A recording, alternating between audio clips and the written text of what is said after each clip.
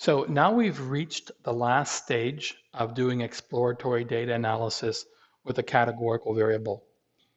We want to try to numerically summarize the data and then talk about how we combine the numerical and the visual summaries to create an overall description. As far as a numerical summary, it's very easy. So categorical data is much simpler than quantitative. There's only one thing you can compute, and that is the percentage in each category. All right, and that's already done by StatCrunch. So there's really nothing that you have to do extra. One challenge, however, in categorical data analysis is describing the data. And so first we have to introduce a term that some of you may know. It's called the mode. And the mode for a categorical variable where we have data on it is going to be the most commonly occurring category. So if we go back to the movie database example, we had two categories. Yes, they were a sequel or part of a franchise, and no, they were not. And clearly, the no's were the mode. So what do we want to do when we describe a data set for a categorical variable? We want to do two things. First of all, we want to tell what category the mode is in and what its counts or percentages are. Then secondly, we want to describe the plot in overall. So we want to give some sense of what the relative frequencies or counts were in all the other categories. A good rule of thumb when you're trying to describe data from a categorical variable, or any sort of variable for that matter, is you want to be able to give a description so a person who's not looking at the data set can get a rough idea of what it looks like in their mind. That's what they should be able to do. So let's go back to the TMDB data set for a second.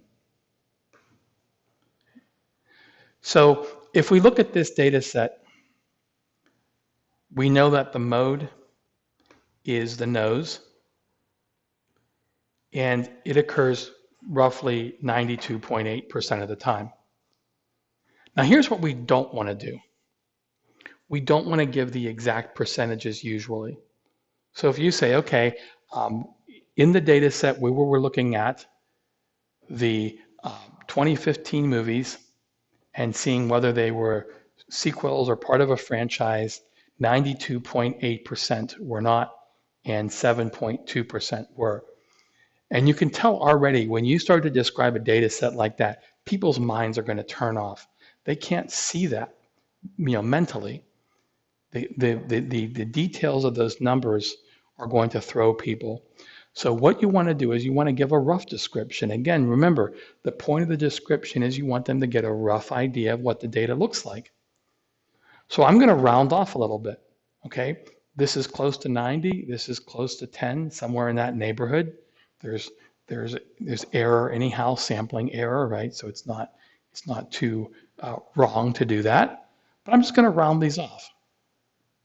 And there are various ways I could give a description. So one of the ways, if you have just two categories, is I could say that the films that were sequels or part of a franchise to those that were not was roughly 9-1.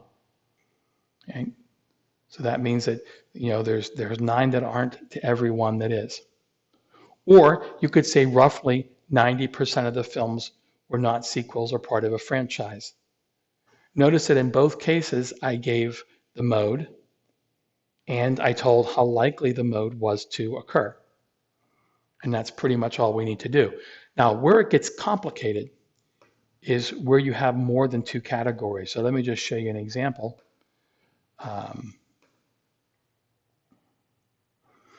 This is one that I discuss in the readings.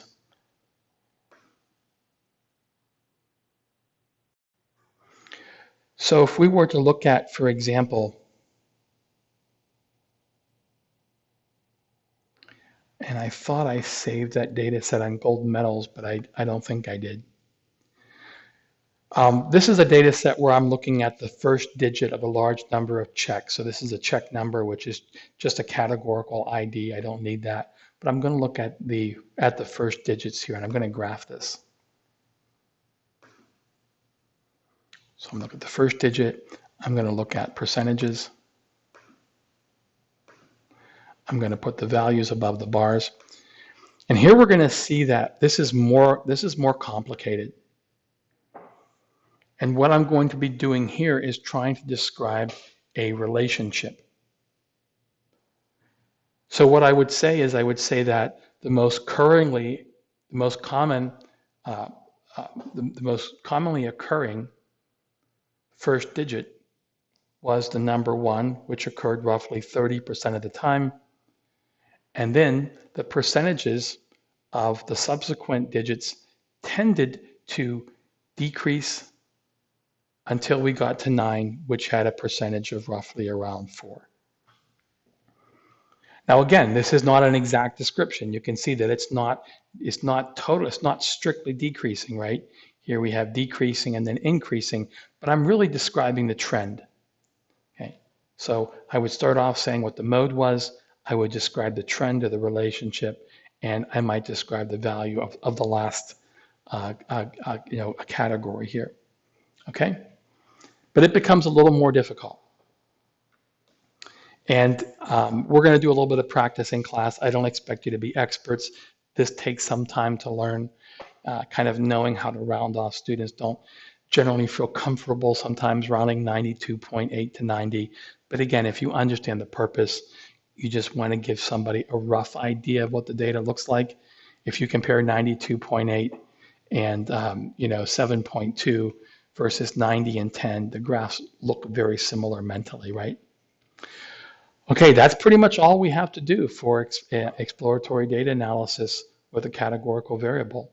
In the next module, we're going to talk about how to do the same thing, but with quantitative variables. And we're going to see that the analysis there becomes more involved.